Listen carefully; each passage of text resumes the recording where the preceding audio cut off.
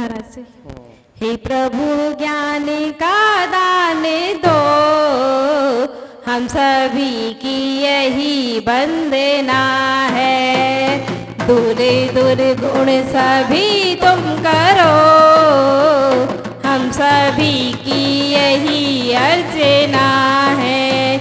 सदाचारी रहे हम सदा, और सदाचारी हो संपदा। न जगे मन में ईर्ष्या कभी, प्रीति की ही बहे नर्मदा। छल कपट से रहे दूर हम, मिलके करते यही कामना है। हे प्रभु ज्ञान का दान दो, हम सभी की यही वंदना है। दूर दूर गुण सभी तुम करो, हम सभी की यही अर्चना है। धर्म रक्षा में हम प्राण दे, ना धर्मी कभी हम बने। झूठे वैभव को हम त्याग कर, सर्वदा सत्य राही बने। ना कभी हमको अभिमान हो, बस यही एक आराधना है। हे प्रभु ज्ञान का दान दो, हम सभी की यही वंदना है। दूर दूर गुण सभी तुम करो, हम सभी की यही अर्चना। नमोस्तु महाराज जी, नमस्ते। आपकी कृपा से सब काम हो। जय हो जय हो जय हो। आचार्य गुरु श्री वीरेंद्र सागर महाराज की जय हो।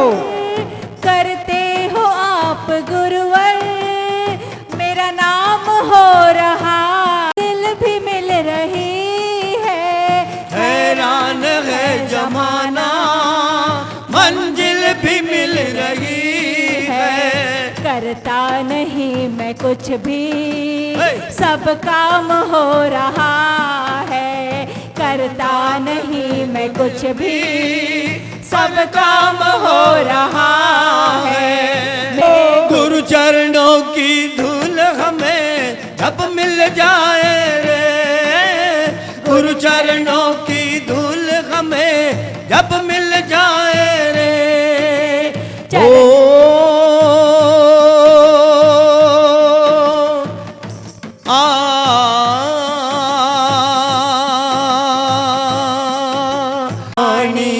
सुनो सुनो जिन वाणी, सुनो सुनो जिन वाणी।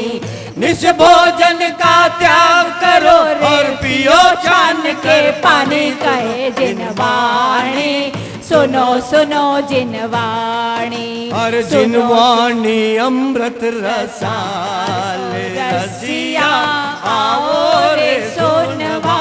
जिन वाणी अमृत रसाल हो रसिया आओ रे सोनवा। आओ रे सोनवा, आओ रे सोनवा, आओ रे सोनवा, आओ रे सोनवा। जिन ओम नमो अरिहंताणम्, ओम नमो अरिहंताणम्। ओम नमो सिद्धाणम्, ओम नमो सीताणम्। ओम नमो आयर्याणम्, ओम नमो आयर्याणम्। ओम नमो वज्रायणम्, ओम नमो वज्रायणम्। ओम नमो लोहे शवशाहुणम्, ओम नमो लोहे शवशाहुणम्। ओम नमो लोहे शवशाहुणम्। ओम नमो लोहे शवशाहुणम्। आपने आपको आप में वर लिया, अपने आपको आप में वर लिया। चेतना को स्वयं में प्रखर कर लिया, चेतना को स्वयं ही प्रखर कर लिया। वीतरागी प्रभु हे महावीर जिन, वीतरागी प्रभु हे महावीर जिन। आदिनाथ प्रभु तुम हो तारण तरण, आदिनाथ प्रभु तुम हो तारण तरण। आपके दोई चरण में विनम्र नमन, आपके द्वि चरण में विनम्र नमन। त्याग के रूप तुम धर्म के रूप तुम, त्याग के रूप तुम धर्म के रूप तुम। ज्ञान के रूप तुम ध्यान के रूप तुम, ज्ञान के रूप तुम ध्यान के रूप तुम। हे विराग गुरु दो विरागी नयन, विराग गुरु दो विरागी नयन। हे विनम्र गुरु दो मुझे अब शरण, हे विनम्र गुरु दो मुझे अब शरण। है नमन दे शरण दो समाधि मरण, हे नमन दो शरण हो समाधि मरण। आपके दोई चरण में विनम्र नमन, आपके द्विचरण में विनम्र नमः। जय बोले अनंतानंद सिद्ध परमेश्वरी भगवान की जय। प्रथम तीर्थंकर श्री ऋषभनाथ भगवान की जय। देवाय देव कल्याण श्री चिंतामणि पारसनाथ भगवान की जय। धर्म तीर्थ शासन नायक अंतिम तीर्थंकर भगवान महावीर स्वामी की जय। आचार्य भगवंत गुरु श्री मानतोग महामराज की जय। आचार्य भगवंत गुरु श्री विराग सागर जी गुरुदेव की जय। उच्चारणाचार्य 108 श्री विनम्र सागर जी गुरुदेव की जय। अहिंसा मई जैन धर्म की। गुरुवर श्री 108 विनीत सागर जी महाराज की। गुरुवर श्री 108 विश्वेश सागर जी महाराज की। भक्तामर प्रणत मौलिमणि प्रभाण मुद्योतकं दलित पाप तमो वितानम।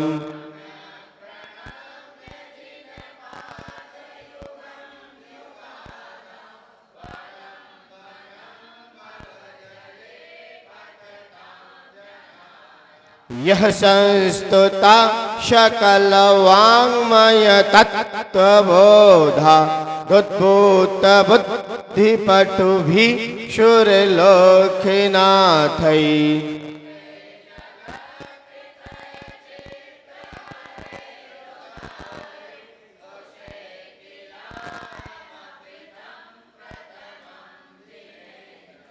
ओमादिनाथ मरुनंद जिनेश्वरहन क्लेशन्तनुस्सु कुरुना स्वयशा प्रतापम। इक्ष्वाकुवंश रिपुमर्दन दिव्य योगिन दुष्टग्रहादिकृत विघ्न विनाश दक्ष। कष्ट प्रणाश दुर्तौक समय कहे तो रंभो निधौ निपततां भवनाम सिद्धम। ध्यानाग्निनेह विधि कर्म शमिन धनानां भस्मीकृते प्रणवनाथ नमोस्तु तोभ्यम। भस्मीकृते प्रणवनाथ नमोस्तु तोभ्यम। कल भगवान की भक्ति करते हुए बड़ी श्रद्धा और समर्पण के साथ जो प्रभु की आराधना करता है प्रभु की भक्ति करता है, प्रभु का गुणगान करता है, या प्रभु का ध्यान करता है, या प्रभु का स्मरण करता है, उसके सारे दुखों का नाश हो जाता है। नाश नहीं हो जाता,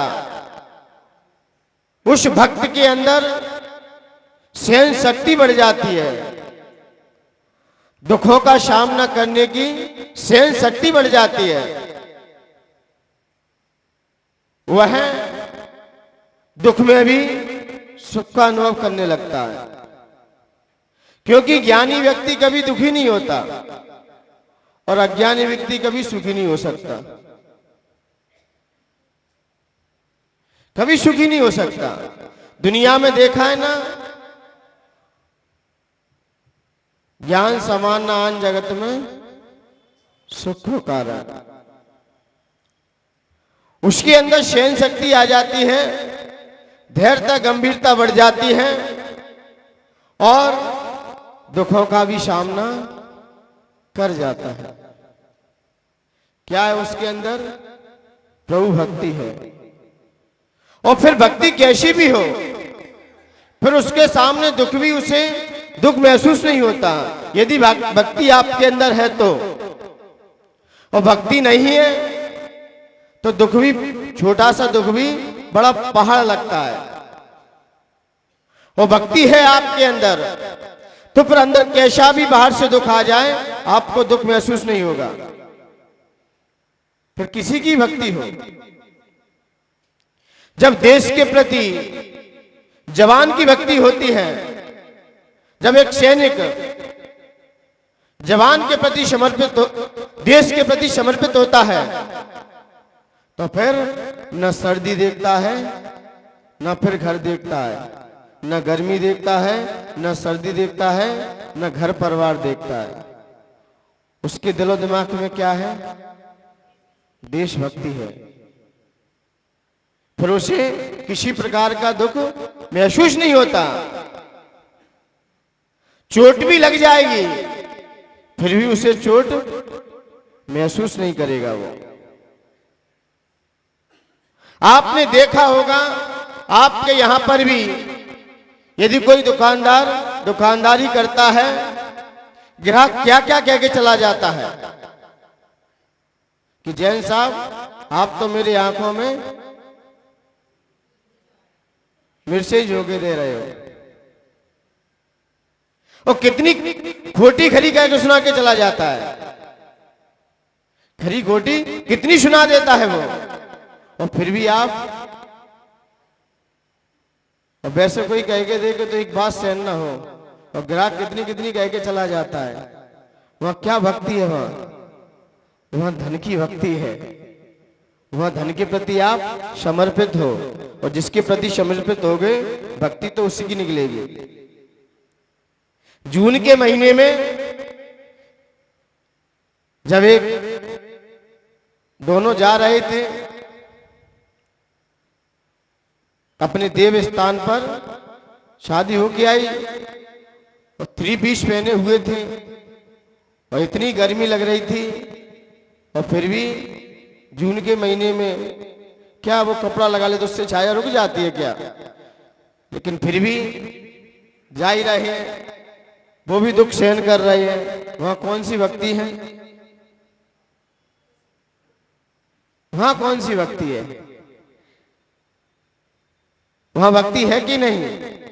वहां भी भक्ति है। वहां किसकी भक्ति है? हमें क्या चाहिए? संसार चाहिए, तो इसलिए वहां भक्ति अपने आप आ जाएगी। गज कुमार मुनिराज के ऊपर भी सिकड़ी रखी गई, गुरु दत्तादि मुनिराज के ऊपर भी उन्हें जला दिया गया था। 5 पांडवों को भी कितना दुखों का सामना करना पड़ा, लेकिन भले ही आपको दुख दिखाई दे रहे हैं, उनसे पूछो कि क्या है। उन्हें आत्मिक सुख आ रहा है, उन्हें आत्मिक सुख है। मैंने कहा ना, ज्ञानी कभी दुख में भी सुख ढूंढ लेगा। और हम लोग किसमें सुख ढूंढते हैं? विषय भोगों में। और विषय भोग नहीं मिलते फिर क्या होते हैं? हम लोग दुखी होते हैं, और मिल गए तो सुखी है। तो कल आचार्य भगवंतों ने कहा हमारी जितनी संसार की इच्छाएं ज्यादा होंगी, हम अपने से जितने दूर रहेंगे उतने ही हम दुखों के नजदीक रहेंगे, और हम जितने अपने पास रहेंगे उतने हम दुख से दूर रहेंगे और आत्मिक सुख के पास रहेंगे। इसलिए मान्यवर कल आचार्य भगवंतों ने कल ये चर्चा करते हुए कहा कि वह छंद क्या था? सर्व दुखों का विनाशक था। ये इंद्रिय आदि सुख ये क्या है? ये वैसे ही विनाशक है। आप अपने मन से इनका विनाश कर दो, नहीं इनका तो विनाश होना ही है, इनका तो विनाश होना ही है। ये ज्यादा समय नहीं ठहरते ये कुछ समय ही आपका, जब इंद्रिय जितने भोग हैं, जितनी भी भोग सामग्रियां हैं, जब तक आपका पुण्य है तब तक ये आपके पास है। क्या है? आपका साता वेदनी का भी उदय होना चाहिए, तभी इंद्रियों के सुख आपको सुखानुभव करा सकते हैं, सुखाभास करा सकते हैं।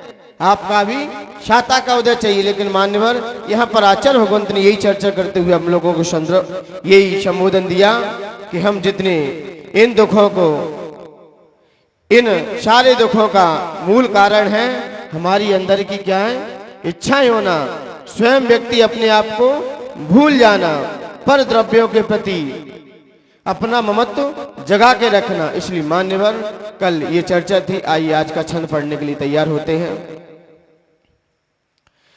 तम विश्वनाथ पुरुषोत्तम वीतराग,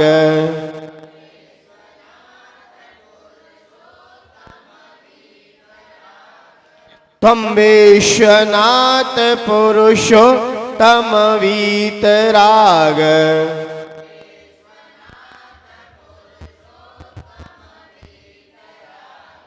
तम विश्वनाथ कथितः शिव सिद्धि मार्गः,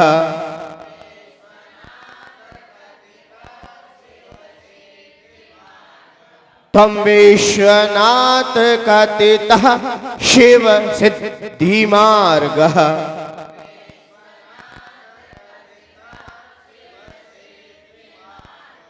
उच्चाटनादि सकलान् मति जाति दोषान्,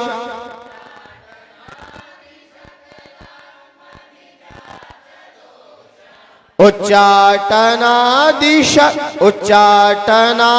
सकलान् मति जाति दोषान्,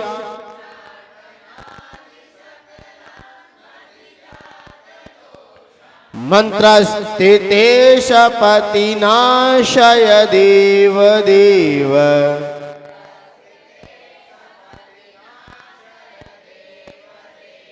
मंत्रस्थिते शपति नाशय देव देव।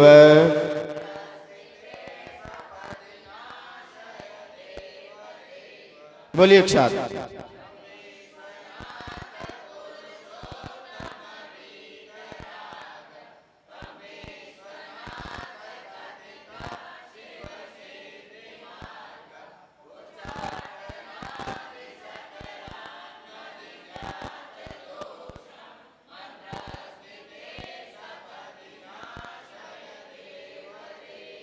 यानी प्रॉब्लम इसमें कहीं? इसका फल है चित्त चंचल, चित्त चंचलता विनाशक। क्या है यहाँ पर? दो प्रदायी दो विनाशी है। एक श्रेयस प्रदायी और कल का आएगा दिव्य ज्ञान प्रदाता। और आज का क्या है? चित्त चंचलता विनाशक। चित्त में चंचलता रहना। जब तक आपके चित्त में चंचलता है तब तक आपके अंदर अचलता नहीं आती। आज जो भी अचल दिखाई दे रहा है अपन को, वो क्या है? जितने भी आज अचल हैं अपने आप पर, उनके मन में ज्यादा चंचलताएं नहीं है। हमारा चित्त ही चलायमान हो जाए तो मान्यवर आप अचलता के स्वरूप का भी भान नहीं कर सकते। चित्त चंचल रहेगा, व्यक्ति अपने लक्ष्य को भी प्राप्त नहीं कर पाएगा। चित्त की स्थिरता हर जगह सुखदायी है। यदि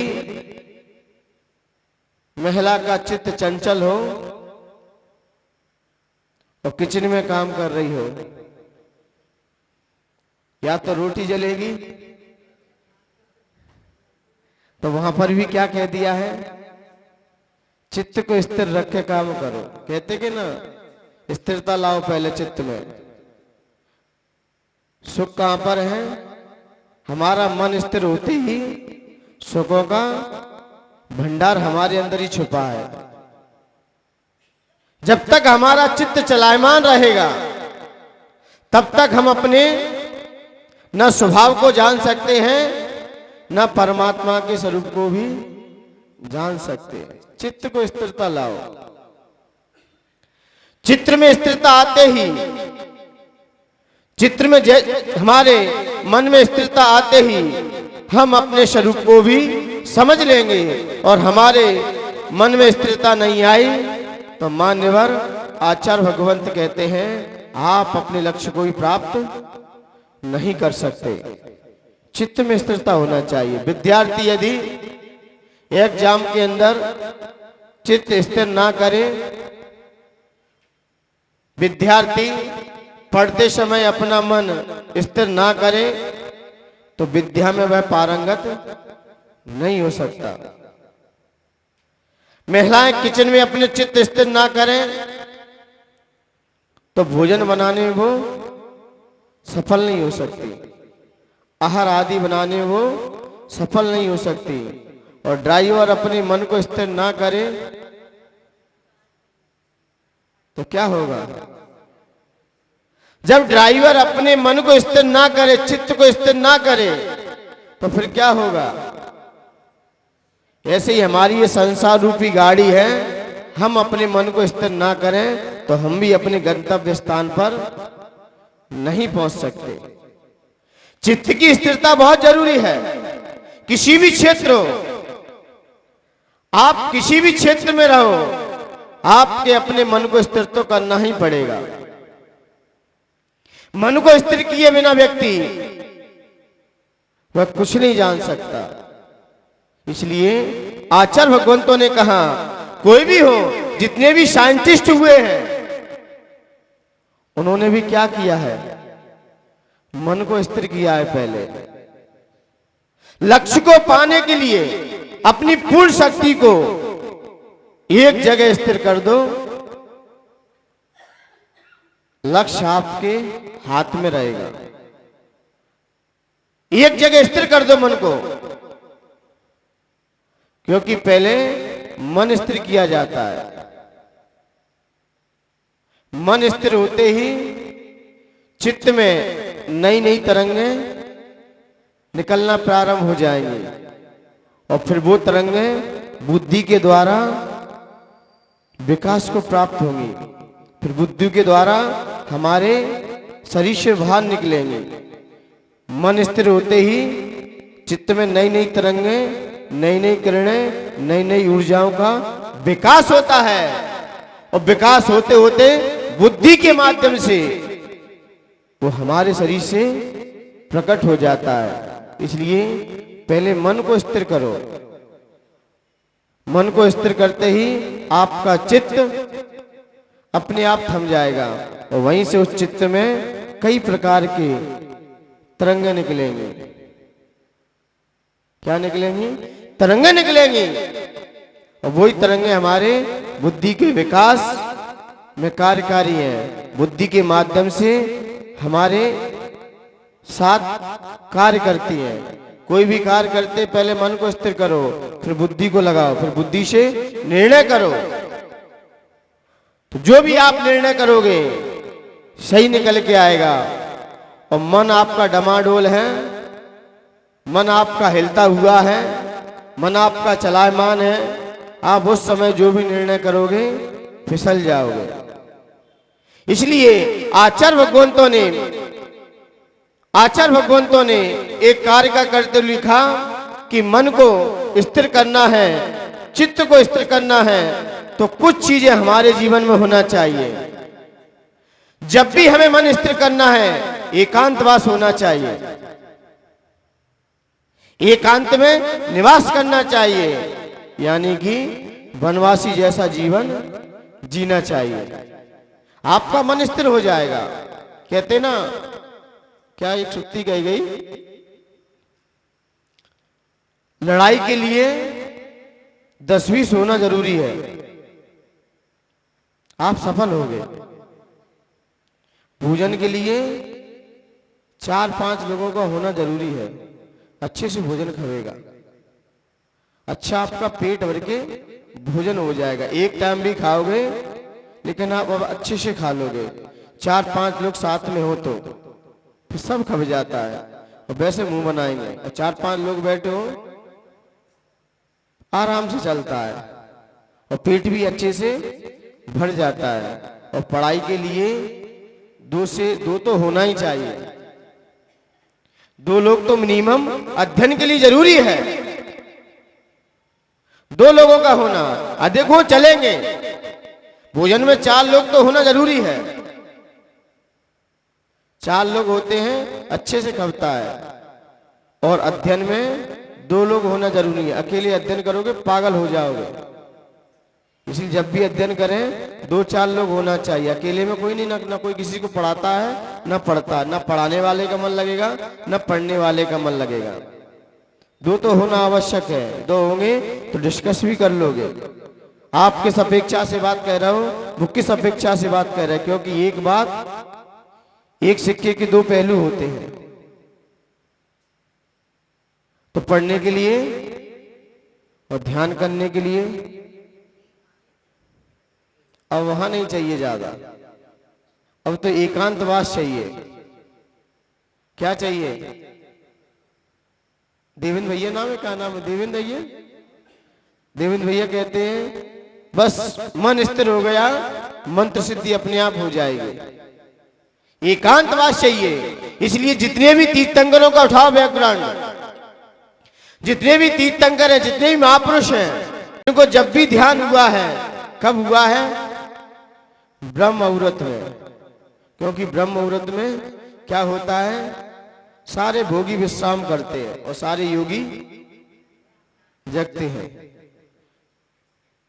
और जिस समय भोगी सोते हैं उस समय, जिस समय भोगी जगते हैं उस समय योगी विश्राम पे होते हैं, विश्राम पे होंगे। क्योंकि अभी कौन जग रहे हैं? देखा है ना आपने, वर्षा काल में मेंढकों की आवाज ज्यादा हो जाती है, तो फिर कोयल अपनी आवाज फिर नहीं बोलेगी, क्योंकि इस समय इनका बोलबाला है। और बसंत ऋतु आ गई तो फिर कोयल बोलती है, और उसकी बात सब लोग सुनते हैं।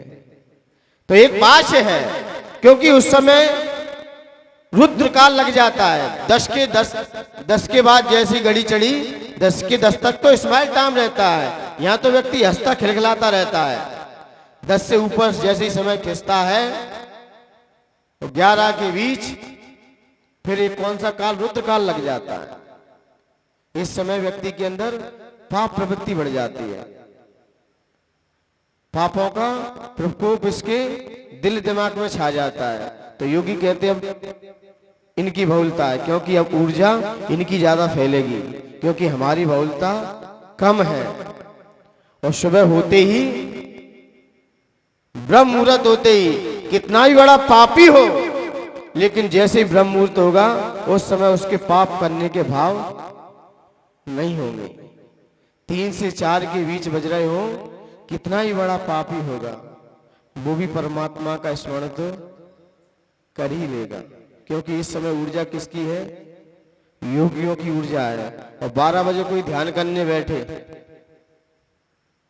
12 बजे कोई 11-12 बजे कोई ध्यान करने बैठे, योगी क्यों ना हो, फिर वो उसका भी मन चलायमान हो जाएगा, क्योंकि ऊर्जा किसकी है? पूरे वातावरण में किसकी है? क्योंकि खाने पीने के भाव, मारने के भाव, पाप प्रवृत्तियों के भाव, तस्करी की प्रवृत्ति, ये उस समय चलती है। तो इस समय योगी सो जाते हैं। इसलिए हमारा कहना है जितने भी महापुरुष हैं उन्होंने सबसे पहले ब्रह्म मुहूर्त में जगकर मन को स्थिर किया, और मन को स्थिर करते ही अपने लक्ष्य को प्राप्त भी किया, क्योंकि सुबह सुबह हमारा मन स्थिर रहता है। इसलिए आप मेरे पास सुबह आना, मुझे महाराज जी आपसे चर्चा करनी है।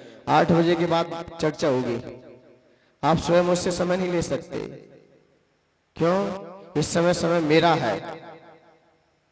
4 बजे से लेकर कम से कम 1 घंटे मुझे चाहिए 4, क्योंकि इस समय योगी अपनी चर्या पे रहता है। क्योंकि मुझे क्या अध्ययन करना है, क्या पढ़ना है, सुबह जो पढ़ लिया वही आपको यहाँ सुना सकते हैं हम। और सुबह अध्ययन नहीं किया, सुबह चिंतन नहीं किया, सुबह मंथन नहीं किया, तो आगे नहीं बढ़ सकेंगे। इसलिए विद्यार्थी देखे ना, एग्जाम में जाते हैं तो रात भर करें लिखाई और सुबह करें उसकी पढ़ाई, याद करें। सुबह जो आप याद कर लोगे वो जिंदगी में कभी नहीं भूल सकते। इसलिए भगवान की पूजन कब करना चाहिए? कितने बजे? सूर्य उदय से, इधर सूर्य का उदय हो रहा हो, इधर हमारी पूजन चालू हो जाए, मन आपका अच्छा लगेगा। आप जितने दिन लेट हो गए ना, उतनी तो दूसरी थाली दिखाई देगी आपको। इधर जितने लेट हो गए दूसरी थाली दिखाई देगी, और सुबह कोई 4 बजे आपको भोजन की थाली दिखाई दे दे तो आपको मूड ही खराब हो जाएगा। और 12 बजे कोई पूजन की थाली दे दे आपको, तो 12 या 11 बजे कोई पूजन की थाली आपके सामने रख दे तो आपका दिमाग में स्थिरता में क्या आ जाएगी? दिमाग में।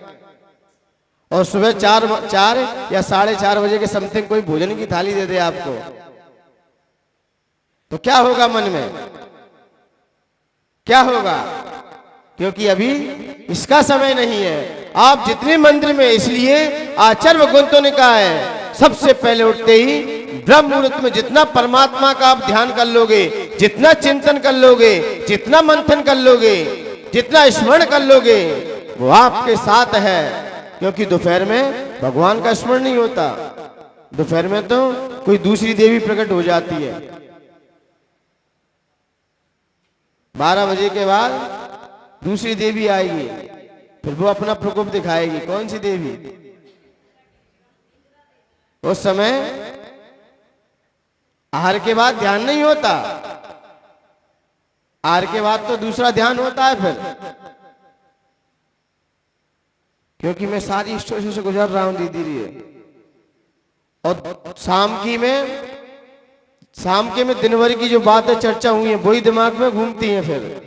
लेकिन जो अपनी आत्म कल्याण के लिए जो सुबह सुबह ध्यान किया जाता है, सुबह सुबह मन में जो स्थिरता आती है, न शाम के में आ पाती है न सुबह के में आ पाती है। तो इसलिए जब भी ध्यान करना है, जब भी चिंतन करना है, जब भी मंथन करना है, जब भी कोई लाइफ का निर्णय करना है, तो आपको एकांतवास में तो जाना ही पड़ेगा। इसलिए ध्यान जब भी होता है तो एकांतवास होना चाहिए। और मन को स्थिर करने के लिए आचार्य भगवंतों ने कहा है कम खाओ और गम खाओ। मन को स्थिर करना है, इसके क्या बोलते हैं, सूत्र हैं।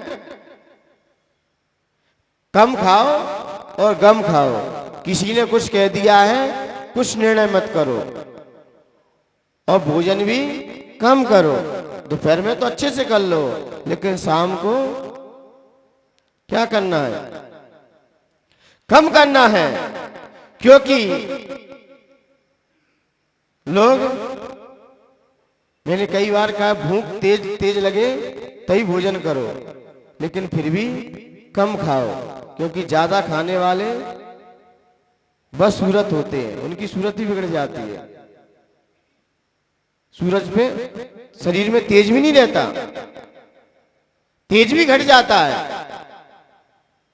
क्या शरीर से तेज भी घट जाएगा, क्योंकि एक सुक्ति कही गई आचार्य भगवंतों ने, जब मुझे ध्यान में आ जाएगी, क्योंकि धन घटता है, अभी ध्यान में आ जाएगी तो आ जाएगा विषय। तेज घटे भोजन अधिक खाएं और मान घटे पर घर जाए। ज्यादा आप भ्रमण करोगे, पर घर में ज्यादा घूमोगे, यहां वहां ज्यादा विचरण करोगे, आपका मान प्रतिष्ठा चली जाएगी। और ज्ञान घटे मूर्ख की संगति। और ज्ञान हमारा कब घटता है? किसकी संगति आ जाए? मूर्खों की संगति आ जाए। मूर्खों की संगति आने से हमारा ज्ञान घट जाता है, और अधिक भोजन करने से हमारा शरीर का तेज घट जाता है। और अभी आ जाएगा, हाँ, ज्ञान घटे मूर्ख की संगति, ध्यान घटे चित्त भ्रमाए। ध्यान की हमारी बिगड़ता है, तो जब हमारा चित्त भ्रमित हो जाता है तो आप ध्यान की भी सिद्धि नहीं कर सकते। ध्यान घटे तेज घटे सब भोग की संगति। शरीर का तेज घट किससे घटता है? भोगों की संगति से हमारा तेज घट जाता है शरीर का। बुद्धि घटे बहु भोजन खाए। ज्यादा खाने वाले क्या कहते हैं आप लोग, कहां से निकल के आया है? बुद्धिमान लोग भोजन कम करते हैं। और बुद्धिजीवी भोजन कम करते। देखना आप, बुद्धिमान व्यक्ति जो बुद्धिमान होगा, ज्ञानवान होगा, प्रज्ञावान होगा, मेधावी होगा, कम खाएगा और गम भी खाएगा। आप जीने के लिए खाते हो, खाने के लिए जी रहे हो? हैं? खाने के लिए कि जीने के लिए खा रहे हो? हैं? और कुछ लोग तो खाने के लिए ही, कुछ लोग तो खाने के लिए जी रहे हैं, लेकिन नहीं, हमें जीने के लिए भोजन करना है, क्योंकि ये शरीर अन्न का कीड़ा है। ज्यादा खाने वाले बुद्धि का विकास नहीं होता, बुद्धि में आगे नहीं बढ़ पाएंगे। कम खाने वाले बुद्धि का विकास कर जाते हैं, बुद्धि की उनका विकास होता है। प्रेम घटे नियत कुछ मांगे। प्रेम हमारा घटता है तो नियत कुछ मांगने से, इसलिए मांगना नहीं चाहिए, किसी से कुछ मांगना नहीं चाहिए। आपका प्रेम घट जाएगा, प्रीति घट जाएगी, आपसे फिर कोई ज्यादा प्रेम नहीं करेगा, ना आपके प्रति वात्सल्य भाव दिखाएगा। इसलिए आपने देखे ना, बड़े बड़े घराने के लोग किसी के यहां जाएंगे, जो मिल जाएगा चुपचाप लेके आ जाएंगे। मांगते हैं तो प्रेम घटता है। इसलिए शादी दंपत्ति जीवन होता है, इसमें भिखारी मत बनो। सामने वाले ने आपको अपने जिगर का टुकड़ा दे दिया, यही बहुत बड़ी बात है। ये धन दौलत मांगने से प्रेम घटेगा, प्रेम नहीं रहेगा आपस में। जहां दौलत खड़ी हो जाए वहां प्रेम टूट जाता है।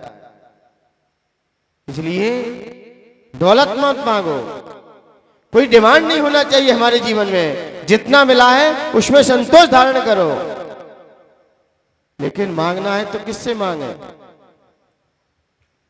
किससे मांगे? हम भी मांगते हैं, भिखारियों से ही मांगते हैं। किससे मांगते हैं? भिखारियों से ही मांगते हैं। जब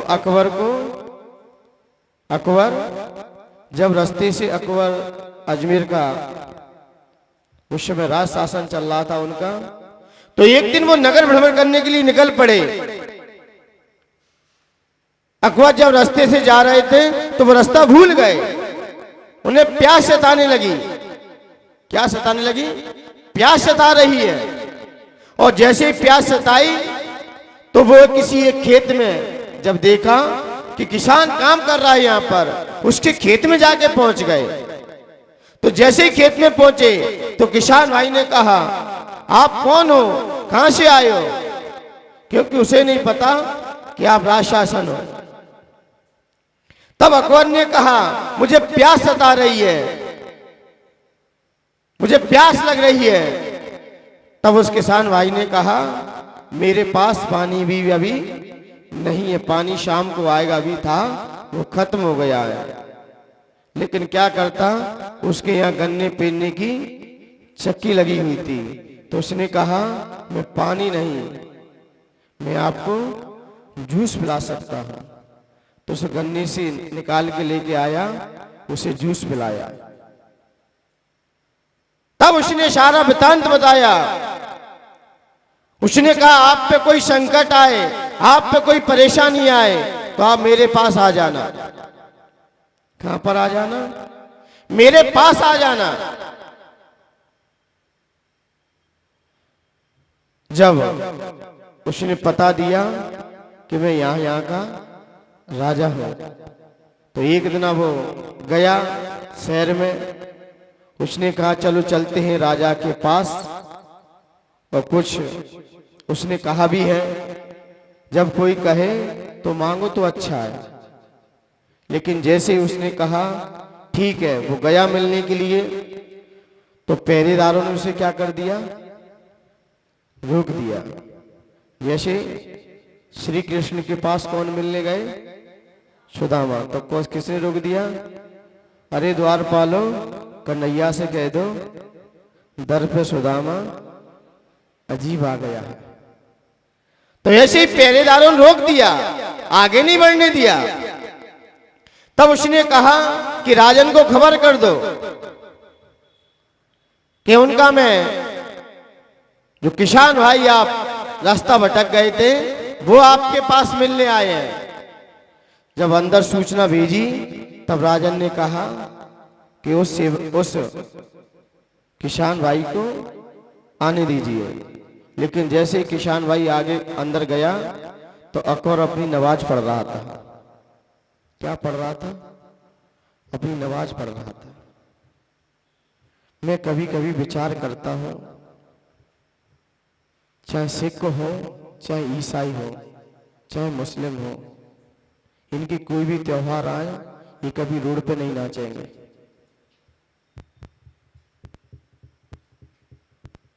इनका भी एक धर्म है,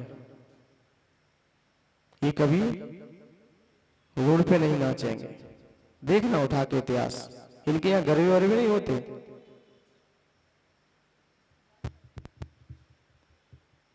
सत्य है, लेकिन आपको कड़ू कटुक लग रहा होगा कि देखना इनके भी त्योहार आते हैं, त्योहार अपने भी आते हैं। ऐसे नहीं अपने नहीं आते हैं, अपने भी आते हैं, वैष्णव के भी आते हैं। लेकिन एक सिख ईसाई मुस्लिम बौद्ध, ये कभी सड़क पे उद्यम नहीं मचाएंगे, सभ्यता से निकलेंगे। इनके जितने भी निकलते हैं, भले डीजे वगैरह थोड़ा तेज हो जाए, लेकिन इनका जुलूस निकलता है ये शांति से चलेंगे अधिकांशता। फिर जब करते हैं तो एक जगह जाके वो उनको सिखाना रहता है, वो अलग करते हैं। वो कलाएं खेलते हैं, वो कलाएं सिखाते हैं, जीने की कला, अपने आत्मरक्षा की कला सिखाते हैं कि आप पे कोई आक्रमण करे तो आप पे कौन सी कला होना चाहिए। मैं कभी कभी विचार करता हूं कि कोई भी त्योहार आए, अभी पर्यूषण पर्व भी यदि हम नाच कूदने के कर दें, ज्यादा कर दें, सांस्कृतिक कार्यक्रम रात्रि में ज्यादा कर दें, मुझे लगता है अपना धर्म भी लोप हो जाएगा। भाई धर्म का उपदेश था, धर्म का उद्घोष होना चाहिए। आपके धर्म में सिद्धांत क्या है वो सामने आना चाहिए। त्योहार मनाओ, त्योहार बहुत सारे त्योहार आते हैं, मनाने के लिए मने नहीं है, लेकिन सभ्यता से, सभ्यता का भी परिचय होना चाहिए। क्योंकि अभी देखा जाए, मैं इसी संदर्भ से हूं, क्योंकि अभी मैं अकबर पे फिर आ जाऊंगा द्वारा।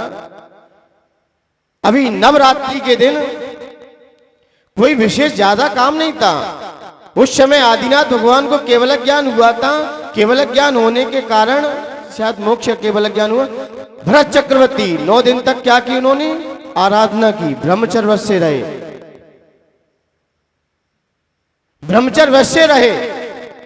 महिलाओं को देखेंगे ही नहीं हम।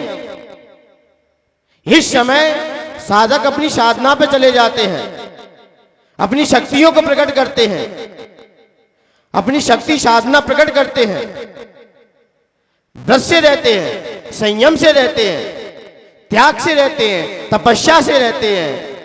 ये है धर्म वास्तविक देखा जाए तो। वास्तविक जैसे अपना पर्युषण पर्व आता है तो यहां तक 9 दिन तो भरत चक्रवर्ती ने आराधना की, उन मां शक्तियों की पूजा की जो केवल ज्ञान रूपी मां शक्ति थी, उसकी आराधना की। और इतनी आराधना की, मुझे लगता है ये सुमेरु पर्वत भी भीगा पड़ गया था, इतने तो द्रव्य चढ़ाए गए थे। ये छोटी मोटी द्रव्य नहीं, द्रव्यों के पहाड़ लग गए थे। 9 दिन तक व्यक्ति उपवास करता है, शक्ति होती है, त्याग करता है, तप पे उतरता है। लड़कियां अलग होती हैं, लड़के अलग होते हैं, अपनी अपनी साधना करो। ये है मनाना है तो। मैंने ये नहीं कह रहा हूं त्योहार सबके आते हैं, लेकिन सबको अपने अपने तरीके से मनाना भी चाहिए, मर्यादा में रहकर। अपने यहाँ कोई भी त्योहार आए, मान मर्यादा का ध्यान रखना चाहिए।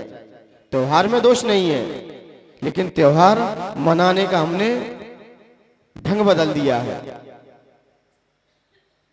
साधना कीजिए, भक्ति ये नहीं है। भक्ति का मतलब आचार्य भगवंतों ने कहा है, पूज्य पुरुषों के गुणों में अनुराग रखना भक्ति है। मीरा भी भक्ति में दीवानी थी, सबरी भी भक्ति में दीवानी थी। उठाइए ना भक्तियों के इतिहास। लेकिन आज सबसे ज्यादा जैन समाज ही,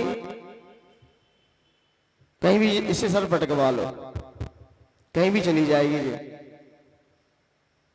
और मैंने कई बार कहा है, इसका कोई पता है कि नहीं?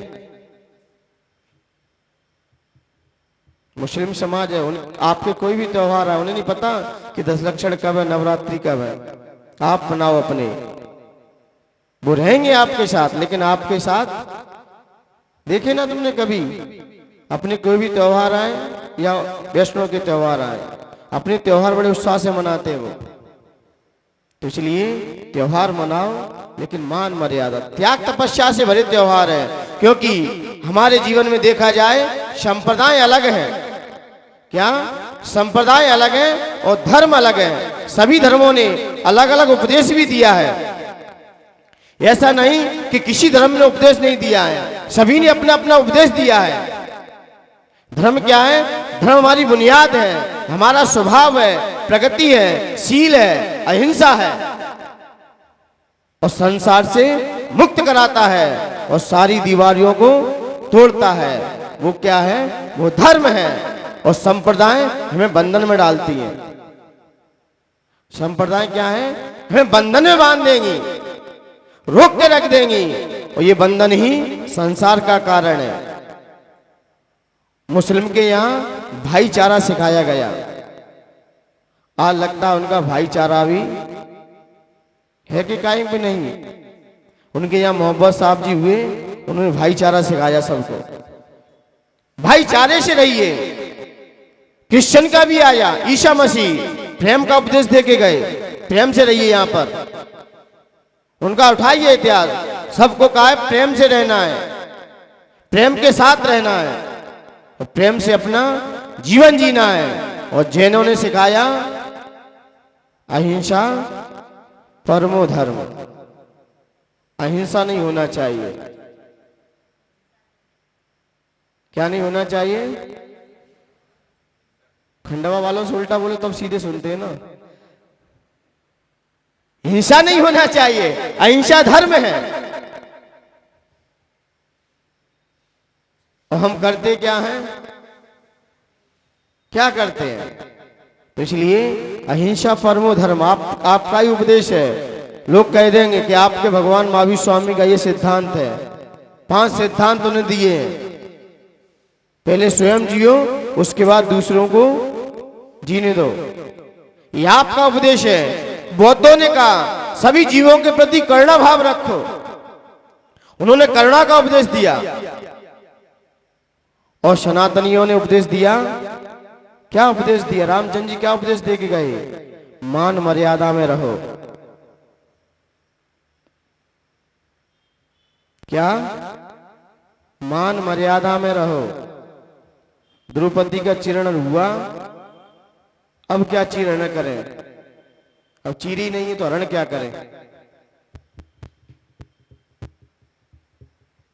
पहले मान मर्यादा में रहो, ये रामचंद्र जी का उपदेश था। उपदेश नहीं, उन्होंने उस पर चल के भी दिखाया था। मर्यादा में रहे। तो ये सारे सिद्धांत हैं सभी धर्मों के। कहीं पर आया है किसी ने ये उपदेश दिया किसी का घात करो?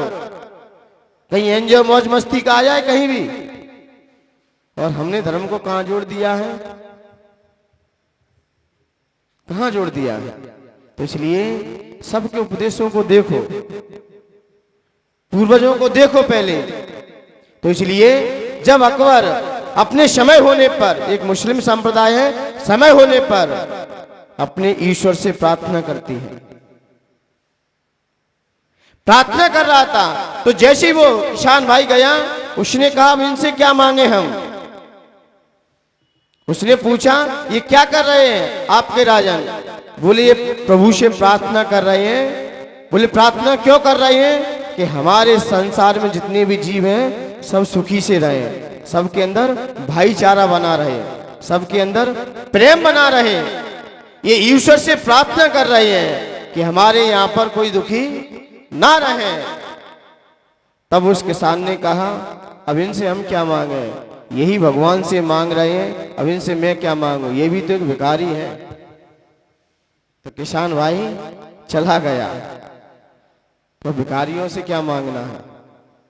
वो यही कह रहे कि राज संपदा हमारी हमेशा बनी रहे, धन संपदा हमारे पास कभी समाप्त ना हो।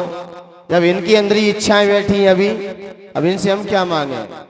तो मान्यवर, मांगने से क्या जाता है? आपका प्रेम घट जाता है, प्रीति नहीं रहती है। मान घटे, नियत घर जाए। आप ज्यादा किसी के घर पे जाओगे, ज्यादा किसी के यहाँ वहां वचन करोगे तो मान प्रतिष्ठा घटेगी आपकी। इसलिए अपने स्थान पर बैठिए। स्व स्थान पूज्यते, व्यक्ति अपने स्थान से ही पूजा जाता है। यत्र विचरण करोगे, किसी के घर पे ज्यादा जाना क्या इज्जत जाएगी आपकी। आप किसी के यहाँ मेहमानी करने गए हो, एक दो दिन बहुत है, ज्यादा करोगे प्रतिष्ठा गिर जाएगी। इसलिए ज्यादा नहीं विचरण करना चाहिए किसी के यहाँ घर पर भी। तो आचार करे पाप घटे, प्रभु के गुण गाएं। पाप को घटाना है तो प्रभु का गुणगान करो। गुरु कहे सुन लो लेना मूर्ख, पाप घटे प्रभु के गुण गाएं। यदि हम प्रभु के गुण गाएंगे तो हमारा क्या घटेगा? पाप घटेगा, पाप घटेगा। तो आचार्य भगवंतों ने कहा कम खाओ और गंभी खाओ। दूसरी चर्चा करते हुए कहा मौन रहो। मन को स्थिर करने के सूत्र हैं। मन में स्थिरता लानी है तो इस सूत्रों को अपने जीवन में धारण करना ही पड़ेगा थोड़ा थोड़ा। तो यहां पर कह दिया मौन रहो, कम बोलो। क्या? एक वाणी, एक ऐसी वाणी बोलिए मन का आपा औरों को शीतल करे, आप हो शीतल होए। वाणी ऐसी बोलो। ज्यादा बक बक बक बक करने वाले की प्रतिष्ठा गिरती है। ज्यादा नहीं करना चाहिए, समय पे बोलना चाहिए। बड़े लोग जितने घराने के होते हैं, सज्जन लोग होते हैं, कम बोलते हैं। वकील और जज में अंतर क्या है? वकील और जज में अंतर क्या है? निर्णय दोनों को ही करना है, मुलजिम एक ही फंसा है, लेकिन कीमत किसकी ज्यादा है? हैं? जज की कीमत ज्यादा है। भले ही आचार्य विद्यासागर जी, विराग सागर जी, भले ही आप लोगों को प्रवचन समझ में नहीं आता था, लेकिन बोलते थे जब वो तब, हैं? जब वो बोलते थे, भले ही आपकी समझ में नहीं आ रहा है, फिर भी लोगों के दिल को छूते थे वो। मीठा बोलते भी थे, ऐसा नहीं मौन था। आचार्य विराग सागर जी, आचार्य विशुद्ध सागर जी, आचार्य विराग सागर, विनम्र सागर, जितने भी आज जितने बड़े पद पे आसीन है, कम बोलते हैं, मीठा बोलते हैं। आपने गन्ने की पौध देखी ना, ऊपर बड़ी ज्यादा होगी, मिठास कम होगा, और नीचे पौध छोटी होगी, मिठास ज्यादा होगा। कम बोलने वाले मीठा बोलते हैं, इसलिए कम बोलो, शब्द संभाल के बोलिए। न शब्द के हाथ है ना पांव है, एक शब्द औषधि करे, एक शब्द घाव। एक शब्द औषधि का भी काम कर जाते हैं और एक शब्द घाव का भी काम कर जाते हैं। तो इसलिए कहा है अधिकांश मौन रहो। लोगों ने पूछा ये करवा चौथ आ रही है, आ रही कि नहीं आ रही है? व्यक्ति ने पूछा, उसकी बेटी ने पूछा, माँ आप सारे व्रत जो भी देखो, कहीं ये व्रत कहीं वो व्रत, किसके लिए? अपने पति के लिए, यानी कि मेरे पिता के लिए करती रहती हो। कहीं पिताजी भी एक व्रत करते कि नहीं करते आपके लिए? तो बालक बैठा बगल में बोला, बालक छोटा सा था, बोला पिताजी भी तो व्रत करते, वो तो रोज ही व्रत करते हैं। बोले कौन सा? मौन व्रत। कौन सा व्रत है? मौन व्रत है। हमारे बानपुर में अरुण कुमार है। कौन है? जब भी रहते मौन रहते हैं, और जब भी बोलेंगे सटीक बोलेंगे। जो ध्यान की श्रेणी में है, लेकिन वो मौन ज्यादा रहते हैं, लेकिन उनकी श्रीमती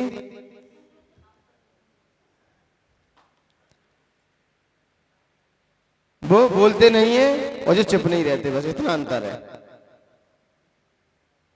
सज्जन लोग जितने होंगे कम बोलेंगे, जब भी बोलेंगे समय पर वक्त पर बोलेंगे। इसलिए समय पर वक्त पर बोलते हैं, उन्हें लोग हृदय से लेते हैं।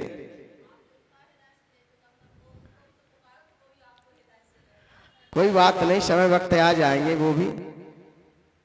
लेकिन आचार्य भगवंतों ने यहां पर चर्चा करते इतना ही कहा कि जितना कम तीर्थंकर भगवान समय पे वक्त पे बोले तब हित मित प्रिय वचन देके गए। इसलिए शब्द कहते ना, जीव में हड्डी नहीं होती, हमारे जीव के अंदर कोई हड्डी नहीं होती, लेकिन सारी हड्डियों को यही तोड़वाती है। सारी हड्डियों को यही तोड़वा के रखवा देती है। और जीव के अंदर कोई हड्डी है कि नहीं? कोई हड्डी नहीं है, लेकिन दांत बड़े शांत रहते हैं, लेकिन सारे जीव ही सारे दांतों को, तो इसलिए संभल कर। इसलिए यहां पर आचार्य भगवंतों ने कहा मौन रहिए। चौथा आता है आशा। हमारे मन में किसी के प्रति आशा नहीं होना चाहिए। आशा ही हमारे जीवन में निराशा लाती है। आशा ही व्यक्ति युक्त निराशा रहता है। इसलिए मन में किसी प्रकार की आशा नहीं होना चाहिए। इसके बाद आता है जितनी हमारे अंदर आशाएं रहेंगी, आकांक्षाएं रहेंगी, मन हमारा हिलता हुआ नजर आएगा, मन हमारा स्थिर नहीं हो सकता। अब इसके बाद आता है लास्ट वैराग्य। इंद्रियों पर कंट्रोल करने से हमारा मन क्या होता है? स्थिर होता है। इंद्रिय संयम, प्राणी संयम। आप इंद्रिय संयम पालोगे, आपका वैराग्य मजबूत होगा, और वैरागियों के ही मन स्थिर होते हैं। वैराग होना चाहिए, संसार शरीर भोगों से विरक्त होना चाहिए।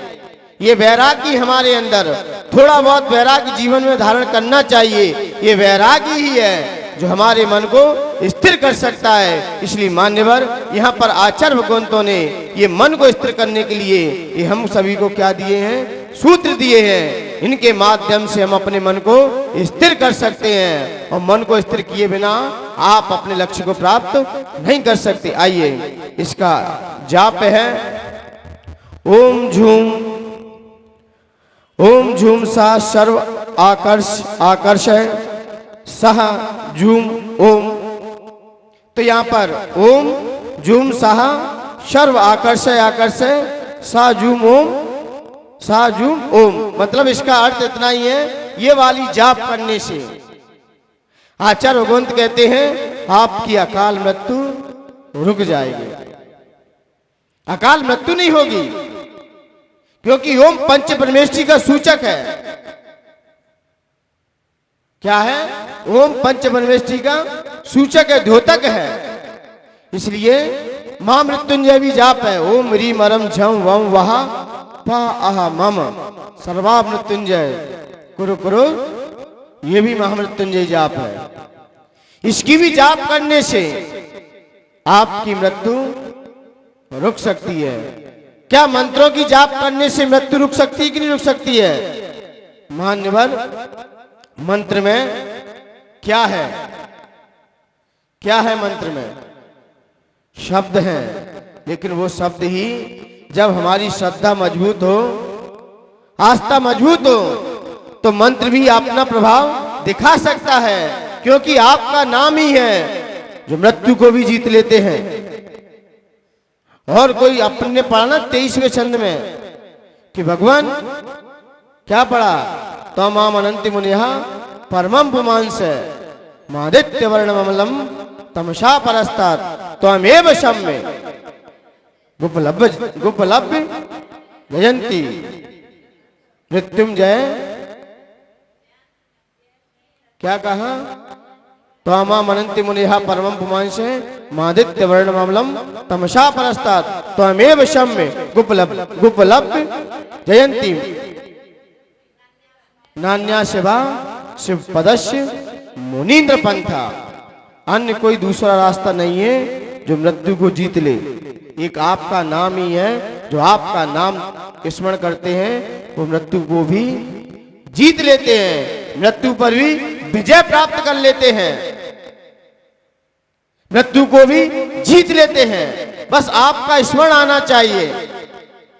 आपका स्मरण जो करता है वो मृत्यु को भी जीत लेता है। इसलिए मंत्र आदि के माध्यम से हम कई लोगों को निकाला भी गया है मौत के मुख से। वक्तामरों के कई छंद ऐसे भी हैं जिन्हें भी निकाला गया है।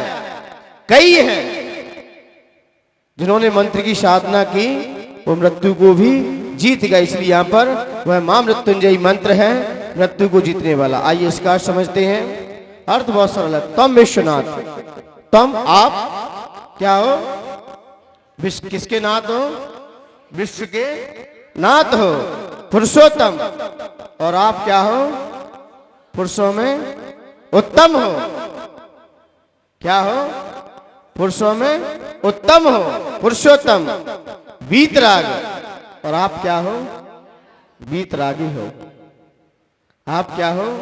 आप पुरुषोत्तम हो, आप विश्वनाथ हो, पुरुषोत्तम हो, और आप क्या हो? वीतरागी हो।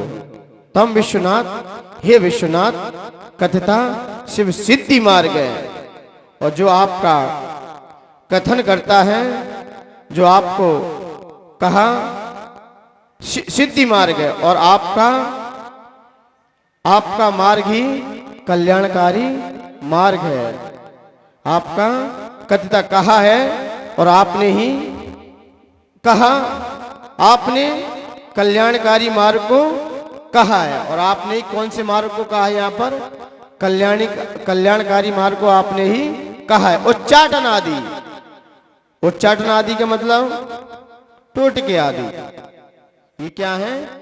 टोटके आदि है। उच्चाटन आदि सकलान मति जात दोषान। और उच्चाटन आदि दोषों को भी आप क्या हो?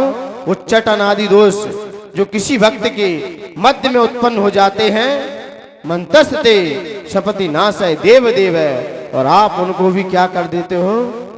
दूर कर देते हो, हटा देते हो। जिसके बीच में मंत्र तंत्र आदि बीच में आ जाए, किसी को परेशान करने लगे। लेकिन अब मंत्र तंत्रवादी गए, क्योंकि अब किसी पे समय नहीं है। क्योंकि मंत्रों की साधना करने के लिए व्यक्ति को 6-6 माह लगते थे। मंत्रों की साधना करने वाले कुछ 6-6 माह लगते थे और ब्रह्मचर्य से रहते थे। आजकल कोई आपके यहाँ कोई नींबू आदि टांग जाए ना धागे में आके और सिंदूर लगा जाए, कुछ मत करना, धो लेना, नींबू निचोड़ के पी जाना, कुछ नहीं होगा, कुछ नहीं होगा अब, क्योंकि अब लोगों के पास शक्तियां गई। आजकल समय कहाँ, 6-6 महीने कौन शमशान में बैठ रहा है। ये तो रावण था, जब युद्ध होना था तो वो साधना पे बैठ गया था, उसे कई प्रकार की सिद्धियां हुई, ब्रह्मचर्य वैश्य रहा, उसके मन में किसी प्रकार का विकार नहीं आया था। उस समय उसे श्रद्धान था। और आज तो लोगों ने धंधा बना रखा है, इसको बेच रहे हैं। धंधे वालों के पास मंत्र रहेंगे क्या? अपने यहां भी विज्ञानवाद प्रवाद, चौदहपुर में एक विज्ञानवाद प्रवाद आता है, उसमें 8 महानिमित्तों का कथन है, आचार्य भद्रबाहु स्वामी द्वारा लिखा गया है। आया उसमें प्रकरण कई जगह आया है। एक भिन्न पूर्वी होते हैं, एक अभिन्न पूर्वी मुनिराज होते हैं। 2 प्रकार के मुनिराज हैं। कोई मुनिराज अपनी विद्या का प्रयोग करते हैं, विद्याओं से खिलवाड़ करते हैं, विद्याओं से अपनी आजीविका चलाते हैं, विद्याओं से अपना क्या करते हैं, अपनी ख्याति फैलाना चाहते हैं। तो वो केवल ज्ञान तक नहीं पहुंचेंगे, उनकी सीमा वहीं तक है। लेकिन एक अभिन्न पूर्वी होते हैं, वो विद्या का प्रयोग नहीं करते, वो विद्या का प्रयोग करेंगे तो धर्म के स्तर पे करेंगे। जैसे विष्णु कुमार मुनिराज ने विद्या का प्रयोग किया, गिरनार पर्वत पर आचार्य कुंद स्वामी ने किया। जब शास्त्रार्थ चल रहा था, अकलंक देव थे क्या कुंद स्वामी थे?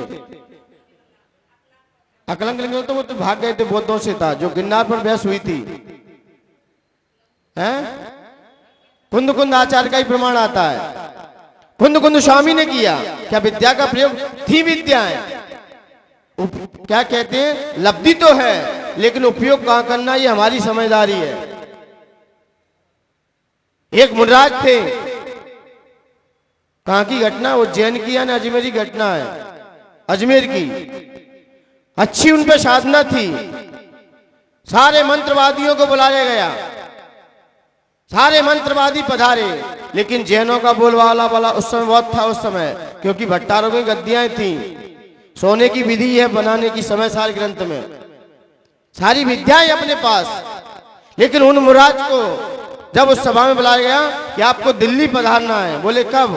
बोले 10 दिन की मोहलत है, 10 दिन में आपको दिल्ली कवर करना है। तो उन्होंने कहा ठीक है। अब भाई राजा का हुक्म है तो सबको ही पहुंचना पड़ता है, क्योंकि राष्ट्र है तो धर्म है, और राष्ट्र भी एक धर्म है, तो राष्ट्र का भी ध्यान रखना है, राजा का विषय है। उन्होंने कहा ठीक है, कोई बात नहीं, सब आएंगे। सारे पहुंचे तो उनके शिष्यगण सारे बैठे, बोले गुरुदेव 8 दिन हो गए और 2 दिन बाकी हैं, 2 दिन में दिल्ली कैसे पहुंचेंगे अपन, दिल्ली कैसे रवाना होंगे? बोले विकल्प मत करो, पहुंच जाएंगे। 9वां दिन आया, 9वां दिन भी शांति से बैठे रहे सब। जैसे ही सुबह 10वां दिन लगने वाला था तो सभी शिष्यों को उन्होंने बुलाया, बोले सभी शिष्य इस चटाई पे बैठिए। चटाई पर सारे शिष्य बैठे और बीच में मुनिराज बैठ गए। उन्होंने कहा सभी लोग अपनी अपनी आंखें बंद कीजिए। सभी ने आंखें बंद की और आंखें खोली तो सभी लोग राज दरबार में पहुंच गए थे। सभी लोग पहुंचे और कुछ लोग तो अभी बीच में ही थे। जब राजन ने देखा कि ब्रह्म मुहूर्त में दिगंबर संत पधार चुके हैं तो राजन ने भी सम्मान किया, बैठा रहा। और जैनों से ईर्ष्या रखने वाले, अजमेर में तो आप जानते ही हो, ईर्ष्या रखने वाले, उन्होंने कह दिया कि इन्होंने या तो गए, ये सब ढोंगी होते हैं, क्योंकि उन्होंने तंत्र विद्या से, तंत्र मंत्र विद्याओं के कारण उन्होंने कमंडल में क्या भर दी, मछलियां भर दी। आप जैनी ये अहिंसा का उपदेश देते हैं, भगवान महावीर स्वामी के पुजारी हैं, उनके सिद्धांतों पर चलने वाले हैं, लेकिन क्या रखे हैं इसमें, मछलियां रखते हैं और अपने आप को साधु कहते हैं। लेकिन उन्हें नहीं पता कि इसमें क्या कर दिया है, क्योंकि मंत्रवादी पहले बहुत थे। लेकिन जैसे ही देखा तो मुनिराज भी मंत्र शास्त्र के ज्ञाता थे। उन्होंने जैसे ही देखा बोले कूटनीति किसी ने खेल दी, राजनीति यहाँ भी खेल दी किसी ने। जब देखा तो उसमें वास्तव में ही थी। लेकिन जैसे ही राजन ने कहा ले आइए अपना कमंडल, आप मछलियां रखते हो, मछलियों को पालते हो और कहते हो हम अहिंसा के पुजारी हैं। लेकिन जैसे ही वो कमंडल खोला तो मछली क्या हो गई, फूल बन गई, पुष्प हो गई। और जैसे ही पुष्प हुई तब मुनिराज ने कहा भगवान की पूजा के लिए पुष्पों की भी आवश्यकता पड़ जाती है, तो इसलिए कमंडल में हम पुष्प रखते हैं। तब वहीं से कहा कि दिगंबर धर्म में तंत्र मंत्र विद्याएं हैं। आचार्य विमल सागर जीता जाता उदाहरण थे, कई हैं, लेकिन हम विद्या का प्रयोग धर्म क्षेत्र में करें। धर्म क्षेत्र में विद्या का प्रयोग करोगे तो आप आगे बढ़ जाओगे। 6-6 महीने साधना करनी पड़ती इसकी। ये व्यक्ति ने वक्तामर की सिद्धि की और 40वें छंद पर अटक बना रहा, लेकिन विद्याएं प्रयोग करते परीक्षा भी हो जाती, बीच में एक झटका लगता है। आचार्य योगेंद्र सागर से जब मैं सबसे पहली बार मिला तो उनसे एक ही बात कही, उन्होंने विद्याओं के चक्कर मत पड़ना, भूल के पंचम काल में। अब क्यों, अभी उल्टी हावी होती है वो, क्योंकि शक्ति रहती नहीं है। हमने ये लोग करते सब ढोंगी, अब कुछ नहीं विद्या तो गई।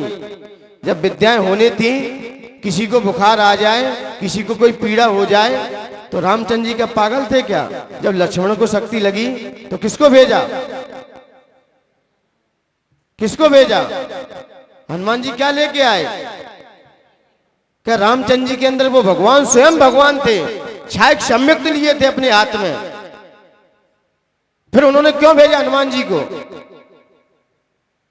क्या लेके आओ? ऐसे ही ये तावीज मावीज से कुछ नहीं होता। माता पिताओं से अच्छे से बोल चाल लो, इनसे बोलती बंद मत करना। माता पिताओं से इनसे यहां बोलती बंद की और फिर जब चले जाएंगे ना, फिर जब वो बोलेंगे तो तुम तावीज भराओगे। फिर अभी बोले नहीं और फिर जब ये बोलेंगे फिर क्या भराओगे तुम दूसरी जगह जाके। माता पिता हम जीते जागते बोल चाल नहीं रखा और इनका कहीं देहांत हो गया और फिर जी आपके बातचीत करेंगे आपके पास आकर, फिर कहां जाओगे? फिर क्या भराते फिरोगे? फिर तो इसलिए यहां अच्छे से बोल चाल लो, प्रेम से रहो, अपने धर्म के अनुसार चलो, अपने सिद्धांत के अनुसार चलो। सिद्धांत से जो डगते हैं उन पर ये विद्या हावी हो जाती हैं। तो मंत्र साधना पे बैठ तो गया और जैसी परीक्षा हुई उसकी,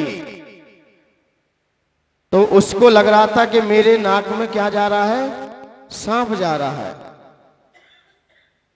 सांप अंदर ही अंदर जा रहा है, तो शांति से बैठा रहा। लेकिन थोड़ा सा उसे असावधान हुआ और पूछ रह गई, तो बस पूछ ही पकड़ता रह गया। क्या घुसी जाएगा पूरा, क्या जिंदगी खराब कर देगा मेरी? बस यूं किया, बस यूं ही करे रह गए।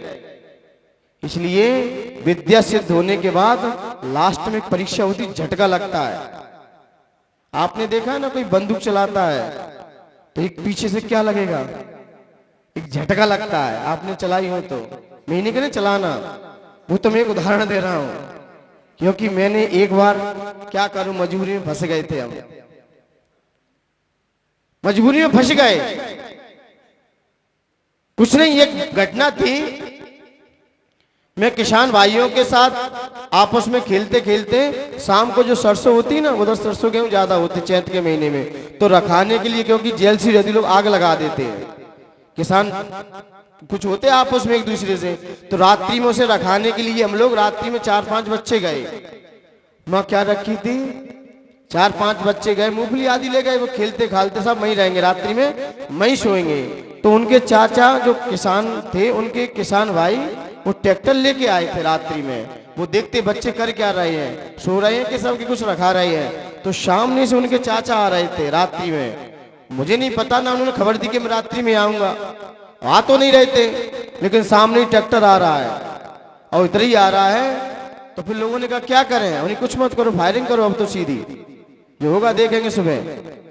वो लग नहीं जाए, साइड में करना भूल के। तो जैसे ही साइड में किए तो झटका तो लगा मुझे। फिर दूसरे दोस्त ने किया कि उसको भी पीछे गिर पड़ा। तब कहा कि भाई संभला जाता है, उसे पहले से ही कस लिया जाता कि झटका लगे पीछे मत गिर जाना। तो जैसे ही फायरिंग की साइड से तो वो ट्रैक्टर छोड़ के ही भाग गए।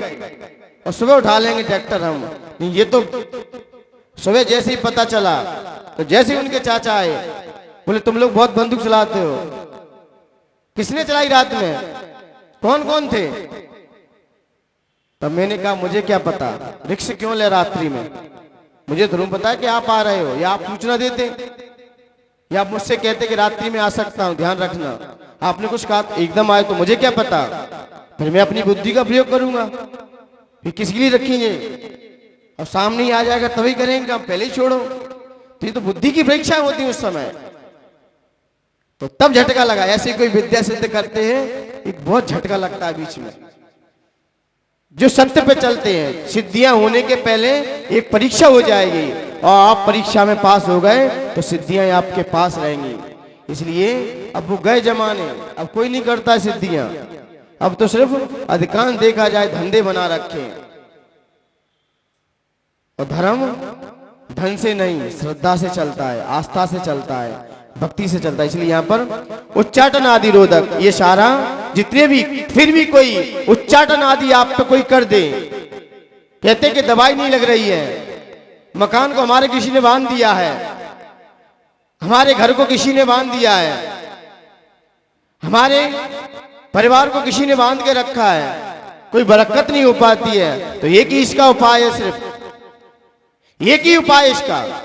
आप घर कहां से, मंदिर से गंधोदक ले जाओ, और गंधोदक लेकर नमोकार मंत्र पढ़ के घर में पूरे में क्या कर दो, छिड़क दो, या मंदिर के वस्त्रों को धोकर ऊपर छत पर डाल दो, और कोई कुछ मत पढ़ना।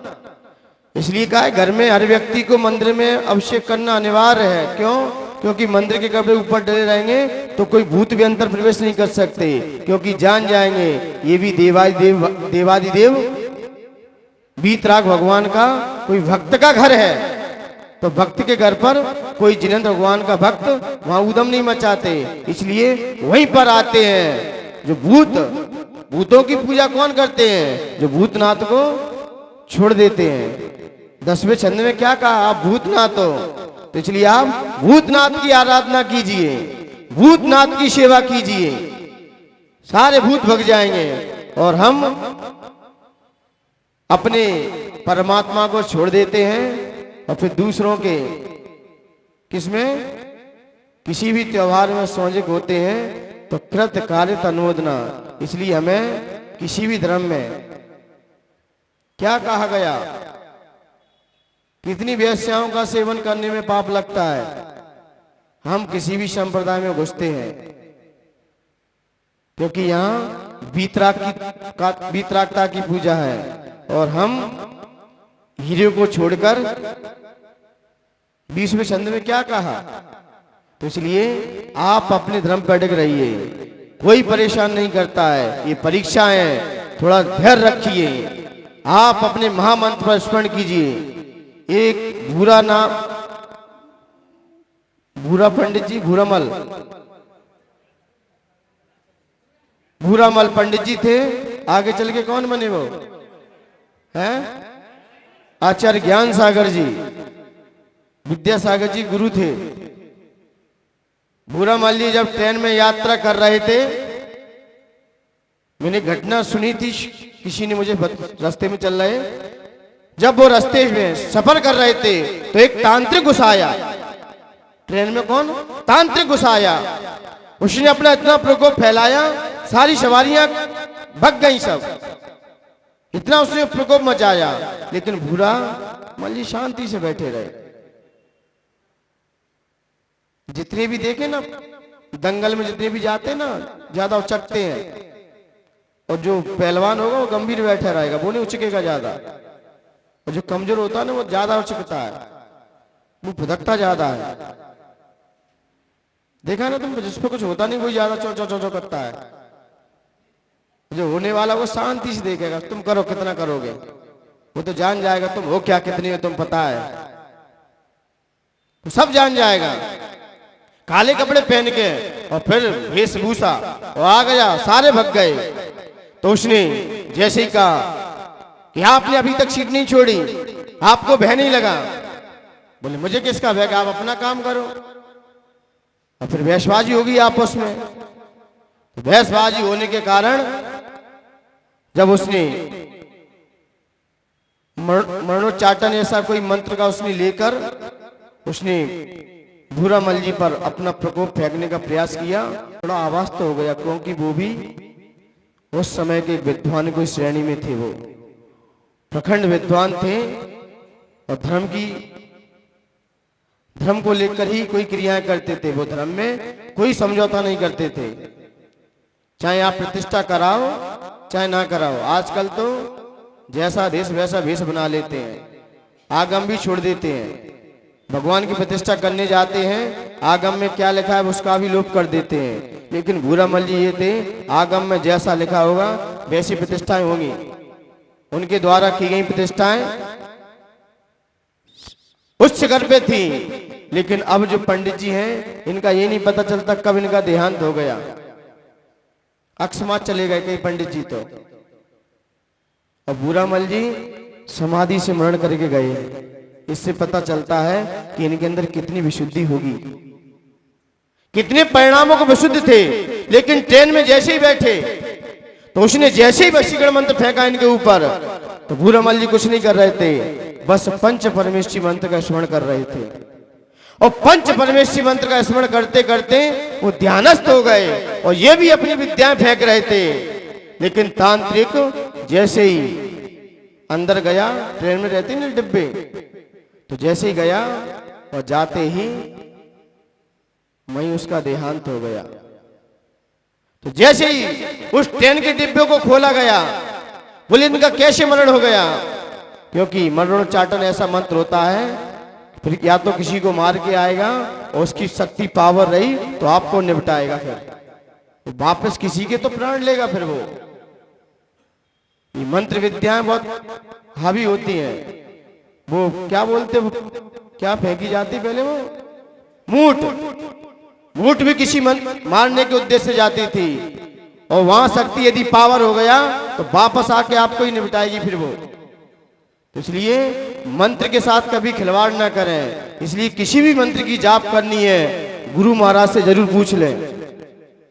बिना गुरु महाराज से आपने कोई मंत्र उठाया है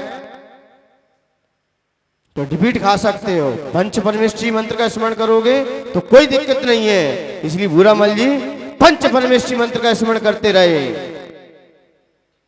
पंच परमेष्ठी मंत्र का जब तक स्मरण करते रहे तब तक शुभम चक्रवर्ती का जहाज भी नहीं डूबा था।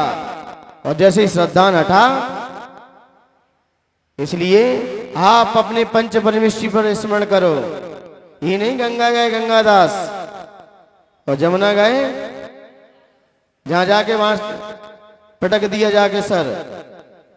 नमोकार मंत्र पे आपको श्रद्धानी नहीं है अपने आप पर। इसलिए जो श्रद्धानी होता है वो अपने पंच परमेष्ठी के सिवा ये खोपड़ी कहीं नहीं पटकेगा, ना कृत से, ना कार्य से, ना अनुमोदना से। उसे अपने आराध्य पर विश्वास है।